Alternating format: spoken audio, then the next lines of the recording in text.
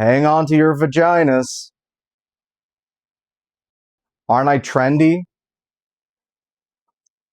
Aren't I trendy?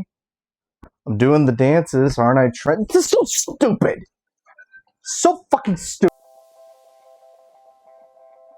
I don't even know why I'm doing this. This movie fucking sucks. Hi, welcome to Film Stash. My name is Douglas Campbell. And today we're not talking about Megan 1.0. We're talking about Megan 2.0. Alright, so look, I don't want to be too negative about it, even though it's very easy to be negative on Megan. Here's just a couple things that I did like. Megan is still a really fun and sassy horror character. That still translates over. The robot antagonist played by Ukrainian actress, excuse me if I, butcher this horribly, Ivana Sakno. I don't know if this complements, her acting ability, but, she plays a robot well. And Jermaine Clemens, whenever he shows up in a movie, it's always great. He plays a comically weird creep in this movie, and, he's funny. But beyond that, no, this movie fucking sucks. The only reason I'm doing this is because I have, a gap in my schedule until Jurassic World. That's the only reason I'm doing this. I watched the first Megan for the first time, the other night, and I was thinking, it's alright, but do you know what was missing? Making that killer robot a spy! Surely that's what was making the movie kind of suck. What, you don't feel that way? You don't think that that's what made Megan suck? Well, screw you, man!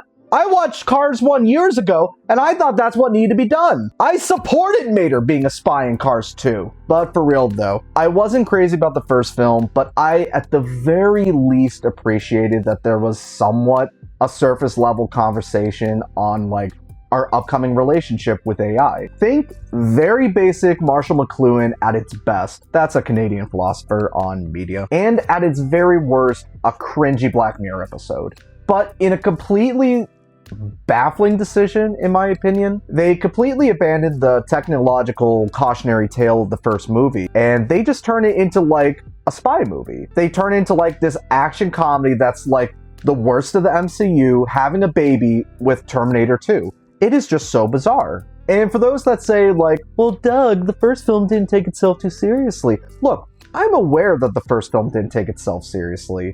It has a TikTok dancing robot in it. I'm very well aware it didn't take itself seriously. But at the end of the day, it still was a very basic horror movie that, even though it was kind of basic, had something that it was trying to say. It was commenting on the nature of these big companies and their kind of insidious ways that they're marketing technology that they're not even aware of the developmental consequences of children.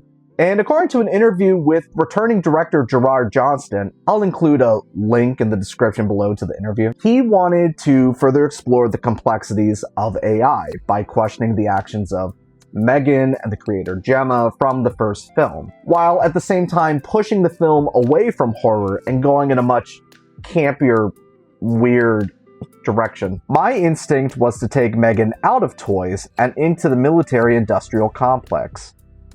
The first draft was huge, expensive, with many plot points. So the work became, how do I preserve these ideas and distill them into something emotionally resonant and executable? Look, as much as I hate to poo-poo on people's ideas here, I think that they were much better answered in the first film. There genuinely was not a further place that you could push it. At the core of the first movie's story, it was so simple enough that you could see it from both perspectives. You saw from Gemma's perspective because she's struggling to parent. You saw from the perspective of Megan, who was just given this prompt that was just following what was programmed within her. It's really simple. But whenever you have a movie that for about an hour or so is a pretty basic action spy movie that bore your audience to tears here. Whenever you have Megan eventually sit down with Gemma and explain to her what you're trying to say from the writer's room, AI and people, they work in tandem and they're influenced from one another and it's both of our faults. That's just terrible writing. The audience already knows that. You don't need to stop and explain what people already knew from the first movie. It is not a good commentary on this topic. It's just not. We already know that Gemma sucks. But to have the reasoning behind Megan's redemption, if you want to call it that, is that, oh, but I was a kid then. And now I'm an adult hardware. That's like the stupidest thing you could say. At first, I thought it was a joke. I was like, okay, that's kind of funny. But whenever they kept bringing this up over and over and over again, I'm like, oh shit. You guys thought you were cooking here. I get that Johnstone is trying to not create the stereotypical panic on AI. Whether we like it or not, this technology, it's getting further introduced into many aspects of our lives. I understand his intention, like I really do. But a poorly written horror comedy franchise, like I hate to say it, but that's not the place for this type of conversation. It really doesn't do the film any favors. If you were a fan of the first Megan, you're not really going to enjoy this one. It's so far removed from what the first Megan was. If you're a huge fan of horror, look, I hate to say it, there's barely any horror in it. You're not going to enjoy it. It's mostly off screen. There's barely any blood. And look, if you're into action movies, you're not going to like it either. There are just so many better offerings in the theater, at home, just anywhere. And I'm sure that there are people who will like Megan 2.0, but for me, I just don't see anyone enjoying it. This is a movie for nobody. And the worst crime of them all, the movie is just boring. Screw this. I'm just giving this a 3 out of 10. Thank you for watching this video. Don't forget to like, share, and subscribe. Any help that you could give to this channel, I would greatly appreciate it. And if you've already subscribed and helped my channel out, thank you so much.